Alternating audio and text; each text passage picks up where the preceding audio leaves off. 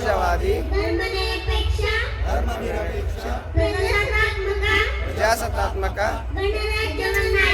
ಗಣರಾಜ್ಯವನ್ನಾಗಿ ರೂಪಿಸುವುದಕ್ಕಾಗಿ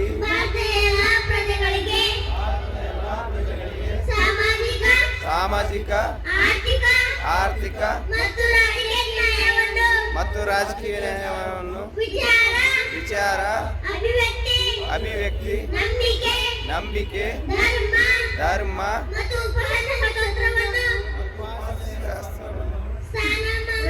ಸಾರ್ವಭೌಮ ಸಮಾನತೆಯನ್ನು ದೊರೆಯುವಂತೆ ಮಾಡುವುದಕ್ಕಾಗಿ ಎಲ್ಲರಲ್ಲಿ ಭಾವನೆಯನ್ನು ಮೂಡಿಸುವುದಕ್ಕಾಗಿ ದೃಢ ಸಂಕಲ್ಪ ಮಾಡಿ ನಮ್ಮ ಸಂವಿಧಾನ ಸಭೆಯಲ್ಲಿ